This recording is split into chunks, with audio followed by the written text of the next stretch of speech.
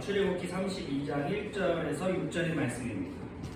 이 상황에 대해서 잠시 설명을 드리자면, 이 본문의 상황은 출애굽을 통하여서 이스라엘 민족들이 이제는 조금 돌아갈 만한 짓도 하고 시내산 앞에서 하나님의 모든 인도하심과 보호하심을 확인했어요. 그래서 가나안 땅에 인접하기 직전에 모세가 그 하나님의 언약, 그러니까 십계명을 받기 위해서 올라가는 상황입니다. 그런데 재미있는 것은 그렇기 때문에 모세가 부재 중이었고, 모세가 나가는 것들에 대해서 조금 이제 언제 돌아오고 언제 가고 이러는 것들을 알 수가 없었을 때입니다. 그러니까 이 사람들은 너무나도 당황하고 너무나도 애초롭게 모세를 기약도 없이 기다리는 상황이라고 여러분들이 이해하면 좋습니다. 우리가 이 말씀을 오늘 본던 이유는, 우리가 많은 삶 속에서 우리가 그 모세처럼 우리의 지도자, 영적 지도자를 찾아서 헤매요. 우리가 삶 속에서. 그리고 또 우리가 보편적으로 모든 것들을 괴롭게 나가고 우리가 어려울 때마다 하나님을 찾을 때가 있습니다. 근데 하나님을 찾을 때 어떻게 임재합니까? 하나님이 직접 임재할 때도 있지만, 대부분이 리더와 내가 신뢰했던 모든 사람들을 통해서 하나님의 말씀이 전달될 때가 많이 있습니다. 특히나 요즘같이 바이러스와 같은 이 코로나 바이러스 같은 시기 때는 정말 어떻게 의지하고 예배를 어떻게 드려야 할지 아무것도 알 수가 없어요. 그럴 때 기독교인의 엄청난 리더 한 명이나 두 명이 나와서 이 이스라엘 민족을 모세가 이끌은 것처럼 모세와 같은 지도자가 이 혼란기에 뭔가 이끌어주기를 바라는 거죠. 그것이 바로 이 종교의 기원인 그 사인, 그리고 그 상징, 그 심볼, 그런 것들을 자꾸 만들어내서 우리가 하나님을 대신하여서 뭔가 바라보기를 원하는 거죠. 나쁜 일은 아닙니다. 왜냐하면 하나님께서 우리에게 예수 그리스도를 보내주신 것처럼, 또 성경을 통해서 보내주신 것처럼, 그리고 그 예수님이 떠나실 때 12제자에게 주신 사명처럼 우리가 또 가르쳐서, 가르침을 받은 우리가 가르쳐서 계속해서 가르쳐 나가는 것이 복음의 확산력입니다. 근데 요즘 들어서는 이 리더십들이, 이 상징, 이 심볼들이 굉장히 잘못되어 있다라는 생각이 들어요. 우리가 너무 왜곡되어 있고 우리가 조급해져 있다라는 거. 우리가 그동안 믿어왔던 것들은 90년대, 80년대에 발전했고 굉장히 성장했던 교회의 모습입니다. 교회의 그룹. 대한민국은 기독교의 문화와 권력과 한국의 권력이 같이 성장해왔다고 해도 과언이 아니에요. 같이 성장했고 같이 발전해왔습니다. 그리고 그런 것들이 대한민국의 경제 성장과 교회의 결과물들로 같이 나와 있어요. 그래서 교회는 굉장히 성장하고 성공한 종교로서, 성공한 뭔가 모임으로서 갖춰져 있었습니다. 그리고 유명한 목회자들이 정치인들과 함께하고, 교회들이 믿으면 국회의원이나 정치인들이 굉장히 당선되기 쉬웠어요. 그렇게 함께 간 특수적인 우리나라의 민족성을 갖고 있습니다. 근데 이 본문 속에서도 보면 모세는요, 거의 하나님과 같은 권력을 갖고 있었다라고 볼 수 있으면 돼요. 왜냐하면 이들이 모세가 있을 때는요, 상상조차 안 했어요. 하나님을 빨리 믿고 다른 우상을 만들려고 하는 거예요. 근데 모세가 부재 중이자마자 기다리지 못하고 뭔가를 만들어낸 거예요. 우리도 마찬가지입니다. 우리의 교회 형태, 지금의 우리가 모이는 그 교회의 형태, 그리고 그 건물, 그리고 그 상징적인 교회의 그 성적들, 교회의 규모들을 가지고 우리는 믿어왔어요. 근데 이 코로나 사태로 모일 수가 없어지고 엄청난 혼란 사태가 벌어지니까 어떻게 됩니까? 그것들이 깨지게 되는 거예요. 그러니까 어떤 사람들은 이거, 어떤 사람은 이거, 산산조각이 나서 서로 지금 어떻게 해야 될지를 모르고 있습니다. 그러면서 어떤 목사님이 정치적인 성향을 가지고 교회와 권력을 아직도 그 90년대, 80년대에 발전했던 그걸 가지고 주장을 하는 것에 우리는 휩쓸려 가고 현혹되는 겁니다. 우리는 현혹되지 말아야 됩니다. 여기서도 마찬가지예요. 모세가 죽었습니까? 모세가 죽었다면 하나님께서 모세를 통해서 가나안 땅으로 인도하지 않았을 거예요. 근데 이들은요, 믿음이 없었던 거예요. 모세가 일단 살아있고 모세가 눈앞에 있어야 하나님도 보였던 거예요. 구약시대의 단점은 뭐냐면 제사장 제도예요. 지금도 한국교회가 제사장 제도에 대한 것들을 많이 섬기는데 제사장 주도입니다. 목회자가 상당히 중요하고 목회자가 엄청나게 중요한 역할을 하는 거예요. 그래서 어떻게 해요? 우리 교인들이 자꾸 목회자들한테 잘해요. 대신 기도해요. 목사님이 나를 이뻐해주면 기도도 많이 해주시겠지. 이러한 제사장적인 이 모세의 형태가 우리 한국교회에 굉장히 많이 묻어 있습니다. 그리고 또 어떻게 됩니까? 그 모세와 같은 상징을 자꾸 만들어내는 거예요. 그래가지고 여의도 순복음교회 조용기 목사님 따라다니는 사람은 그분만 따라다녀요. 조용기 목사님 설교가 아니면 은혜가 잘 안 된대요. 그런 것들의 잘못된 문제들이 너무나도 많이 보여지고 있어요.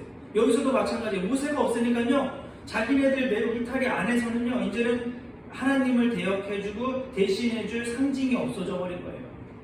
그러니까 이들이 어떡합니까? 아론이 어떤 사람이에요? 모세 옆에서 형의 역할을 해주면서 대언자였어요. 이 사람이 주도해요. 야, 그러면 귀걸이랑 귀금속 빼와서 우리 금송아지 하나 만들자. 근데 이 유대인들이 얼마나 대단하냐면요, 그 광야 시내산 앞에서요, 금을 녹여서 황소를 만들어요. 얼마나 유기적인 플레이를 잘합니다. 우리나라도 마찬가지입니다. 우리나라 기독교인들이요, 갑자기 무슨 광화문 집회로 다 모여가지고 이게 정치인인지 예배인지 모르고 하나님이 정광훈인지 누구인지 모르고 거기에 따라다니는 거예요. 저는 그게 궁금했어요. 저 모임이 하나님을 찬양하는 모임인가? 복음에 관한 모임인가? 기독교적인 모임인가? 라고 궁금할 때가 있는 거예요. 그런데 우리는 마음속에 그게 있었어요. 너무 교회를 비판하는 거 아니야? 이 종교가 이래서는 안 되는 거 아니야? 그리고 그 만들어낸 것들, 동성애를 반대하고 뭐 여러 가지로 지금 현 정부를 반대하는 세력들이 하나님을 기뻐서 모여야 되는 그 모임이 아니라 어떻게 해요? 어떤 이익 집단, 어떤 기회를 가지고 움직이는 거예요. 여기서도 마찬가지인 거예요. 모세가 없어지니까요, 아론은 급했어요. 왜? 아론 입장에서 왜 급할까요? 모세가 안 내려오면 자기도 이제 아무것도 아닌 사람인 거예요. 더 뭔가 빨리 모세의 대체 세력을 만들어 가야했던 거예요. 그래서 그런 것들을 만들어서 이 사람들이 새로운 새로운 모세를 만들어내는 거예요. 그리고 재밌는 건 5절에서 6절에서 보면 더 재밌는 건 뭐냐면요, 그렇게 불안하던 사람들이 황소를 금송아지를 만들고 그렇게 만들고 나니까 어떻게 해요? 기뻐서 춤을 추고 마시고 잔치를 베푼다라는 거예요. 그러니까 우리가 여지껏 믿었던 종교는 어떻게 보면 우리의 안식, 우리의 위안, 그리고 또 우리의 평안함, 그러니까 그 샤머니즘, 무속신앙과 비슷한 것들과 같이 연관됐어요. 제가 얘기하잖아요. 농촌에 갈수록 무속신앙이 있을 수밖에 없어요. 왜냐면 이 날씨, 하늘, 농사진 사람들이 이거 감당 못 하거든요. 기상청 안 맞는다고 자꾸 화내는데 기상청이 어떻게 맞추겠어요? 바닷가의 어부들 마찬가지예요. 날씨 좋아서 떠났는데 못 돌아오면 죽은 거예요. 못 돌아오면 없는 거란 말이에요. 그러니까 그 마음속에 위로와 위안을 찾고 싶은 존재들을 자꾸 만들어냈던 거예요. 이게 뭐 신종론과도 연관되고 여러 가지로 연관이 되지만, 오늘의 말씀, 제가 오늘 여러분들에게 함께 나누고 싶은 것들은 우리를 지금 이 코로나 사태를 인해서 통해서 현혹시키는 것들이 너무 많아졌다는 거예요. 지금 코로나 사태에서는 우리가 누구랑 싸워야 돼요? 이 질병과 싸워야 되는 거예요. 이 질병과 싸우지 않고 누구랑 싸워요? 정부랑 싸우고 자꾸 옆에 사람이랑 싸우는 거예요. 이 질병과 싸워야 되는 거예요. 그리고 어떻게 해요? 예배를 다시 드릴 수 있는 일을 꿈꿔야 돼요. 그리고 어떻게든 예배를 계속 드려야 되겠다라고 우리가 그 방법들과 대안들을 찾아내야 돼요. 그리스도에게서 어떤 목사님들은 만찬 중심의 그리스도에게 어떻게 인터넷으로 예배 드릴 수 있냐? 라고 얘기하는 거예요. 뭐 해야 된다? 라고 얘기하는 거죠. 그랬을 때 제가 드리고 싶은 말씀들이 있어요. 우리가 결국은 하나님이 우리의 생명을 굉장히 존중히 여기시는데, 우리가 예배를 드리기 위해서 죽으러 온다. 그리고 이 병균들을 통해서 무시할 수 있다.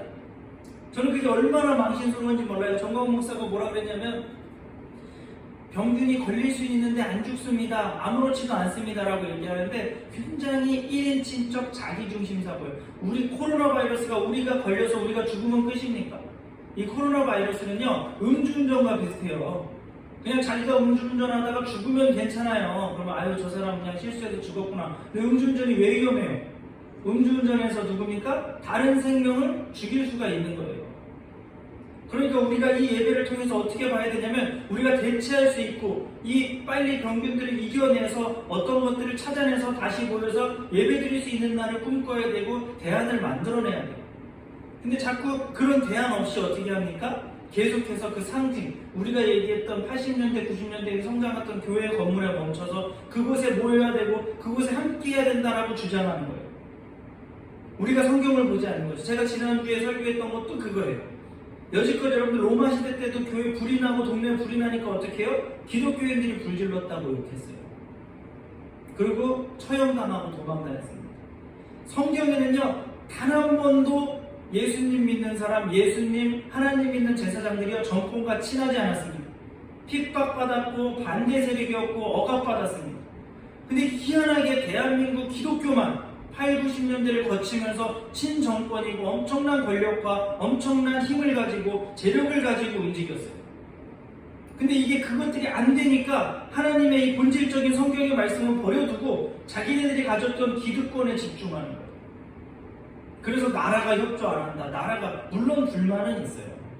물론 일반 식당들이나 이런 데는 막지도 않고 여러 가지를 그 기업체로 보면서 존중해주고 경제활동이라고 봐주지만 교회는 또 계속 통제하려고 하는 거죠.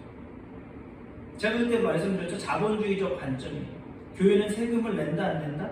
교회가 망가져도 국가에는 크게 지장이 없습니다. 그러나 상업시설이나 많은 기업들이 망가지면 어떻게 되나요? 국가가 위험에 끼칩니다. 국가는 그런 곳이에요. 정교가 분리될 수밖에 없어요. 근데 우리는 자꾸 어떻게 합니까? 정치와 교회가 하나가 되었다라고 믿는 거예요. 그리고 믿는 사람이 대통령이 돼야 된다고 보는 거예요. 자꾸 그러한 그 의미가 뭐예요? 하나님의 믿고 하나님이 더 확산되고 복음의 확산이 아니라 뭐예요? 이 교회가 더욱더 친정권화되고 뭔가 기득권을 계속 가져갔으면 좋겠다라는 심리가 있는 겁니다. 사랑하는 여러분들, 코로나 사태 때 힘들어요. 저도 힘들어요. 저도 어찌할 바를 모르겠어요. 많은 목회자들과 맨날 전화하고 앞으로 어떻게 된 것들을 논의합니다. 어떻게 해야 될지 고민이 많아요. 정말로 고민이 많습니다. 그런데 그 고민의 분노를 어디다 풀어야 되나요? 엉뚱한 데다 풀면 되지 않습니다. 오히려 그럴 때일수록 성도들과 교제하고 교류하고 우리가 어떻게 이 일을 해결해야 될지를 고민하고 기도해야 돼요. 제가 말씀드렸죠. 이 싸움은요, 정권과 인간의 싸움이 아니라 이 싸움은 누구의 싸움입니까? 질병과의 싸움이고요, 영적인 싸움입니다. 우리가요, 이 자리에 모이지 못하지만 신앙을 지킬 수 있어요. 집에서 혼자라도 예배 드릴 수 있어요. 집에서 감사하면서 오히려 이럴 때 더욱더 찬양하고 하나님의 임재하심을 기다릴 수가 있어요. 그래서 우리는 그런 것들을 찾아내죠. 우리는 하나님의 사인, 하나님의 상징을 찾아내려고 굉장히 노력을 합니다. 근데 그때 이상한 현혹되는 리더자들이 나오는 거예요. 여러분들 그런 데서 현혹되지 마시고, 아론에게 현혹되지 마시고, 이 그 흐름에 현혹되지 마세요. 여기서도 마찬가지. 처음엔 한두 사람이 얘기했을 거예요. 야, 모세가 언제 올 줄 알아? 모세 죽은 거 아니야? 도망간 거 아니야? 여기까지 왔다가 한두 사람이 얘기했을 거예요. 근데 이거 확산되니까 어떡합니까? 대다수가 됩니다. 그래서 어떻게 해요? 하나님을 저버리고 굉장히 무서운 말을 하는데, 그 4절에 보면 아론이 그들의 손에서 금고리를 받아 부어 조각칼로 새겨 송아지 형상을 만드니 그들이 말하되 이스라엘아, 이는 너희를 애굽 땅에서 인도하는 너희의 신이로다 하는지라. 하나님이 애굽 땅에서 인도하는 걸 알면서도 이들은 송아지를 만들어서 그 송아지가, 이제 나타난 송아지가 어떻게 해요? 여지까지 자기네들을 이끄는 여호와라고 만들어내는 거예요. 그 형상을. 물론 종교학적으로 기독교도 불교도 모든 종교가요, 자식 칼빈이 설명해요. 할아버지를 만들어내는데 그리는 그림이에요. 우리가 사람이 약하고 내 존재로 너무 약해. 그래서 존재를 만들어냈을 때 기독교가 생겨나고 불교가 생겨난다라고 얘기를 해요. 종교학자들은. 그러나 우리 마음속에 유일한 하나님을 믿고 있는 우리의 마음속에서 이 황소와 그리고 이 금송아지와 이 모세와 이 목회자들과 이 리더들과 이 교회 모습들에 의존하고 따라갈 필요가 없다라는 겁니다. 현혹될 필요가 없어요. 내가 내 마음대로 하면 됩니다. 제가 개인적으로는 위험했어요. 저번 주도 한 10분 설교하고 딱 그 끝나고 나니까 12시쯤 집에 가니까 굉장히 어이없더라고요. 그래서 제가 우리 집사람한테 그랬어요. 야, 목회자인 나도 이렇게 편한데 우리 교인들은 엄청 편하겠다. 근데 우리 와이프라도 마음은 불편할걸 라고 얘기하고, 그래서 제가 뭐라는 줄 아세요? 그게 믿음의 씨앗이고 증거예요. 저도 12시간 때 마음은 편한, 몸은 편한데요, 마음이 엄청 불편한 거예요. 그래서 계속 일주일 내내 어떻게 할까, 어떤 대안들이 있을까, 어떻게 하는 것들을 찾아낼 수 있을까 고민하는 거예요. 그것이 믿는 행위의 노력인 거예요. 근데 자꾸 어떤 목회자를 불편하게 만들어요. 이렇게 코로나 바이러스 때문에 교회가 깨지고 있는데 방관하고 있다는 거예요. 방관된 목사들, 교회 지도자들 반성하라는 거예요. 제가 처음엔 찔렸어요. 현혹됐어요. 내가 진짜 가만히 있나? 내가 무책임한가? 내가 어떻게 보면 가만히 있어야 되는 건가? 현혹됐어요. 그러나 지금 이 시간은 어떻습니까? 조용히 앉아서 예수 그리스도의 임재, 그리고 모세가 잠시 떠났던 우리 지금의 이스라엘 민족과 똑같아요. 모세를 믿고 이 광야에 엄청난 긴 기간을 쫓아와놓고 모세가 그 며칠, 그 10일, 20일 안 나오니까 어떡합니까? 조급한 거예요. 우리의 신앙 마찬가지입니다. 여기 계신 분들 어렸을 때부터 길게 믿었고 지켜왔던 그 신앙이 요 바이러스 1년 반, 1년을 통해서 무너지거나 현혹되거나 넘어지면 안 된다는 거예요. 여지껏 참아왔고요. 여지껏 버텨왔고요. 여지껏 복음에 대한 확신을 가져놓고 지금 깨진다는 것, 지금 다른 우상을 만들어낸다는 것들, 다른 것들에 의지하고 싶은 마음들 당연한 거죠. 그런데 이 공통점은 있습니다. 이 백성들이 모세가 없어지니까요, 어떤 상징, 어떤 믿음을 찾으려고 했고 하나님을 찾으려고 했던 그 기본 바탕은 우리랑 똑같아요. 근데 우리는 어떻게 됩니까? 이 민족들처럼 현혹되지 말아야 돼요. 오직 하나님만을 바라봐야 돼요. 금송아지와 아론과 여러가지 여론과 여러가지 그 사람들의 많은 말들 속에서 우리가 위축될 수 있어요. 요즘 교회 다닌다고 하면 다 그래요. 교회 가지 마세요. 피해주지 마세요. 사과하고 다녀요. 사과하고. 그 속에서 그럼에도 불구하고 우리가 지켜내고 뭔가를 찾아낼 수 있는 것들을 찾아내야 돼요. 여기서 똑같이 이 민족들처럼 뭔가 만들어내고 먹고 마시는 날만 꿈꾸는 게 아니에요. 다른 대안들을 통해서 만들어내버리고 먹고 마시고 즐거워하고 우리가 다른 복음과 다른 하나님을 찾았다. 다른 어떤 현혹되는 리더자와 어떤 지도자와 어떤 방법들을 찾았다라고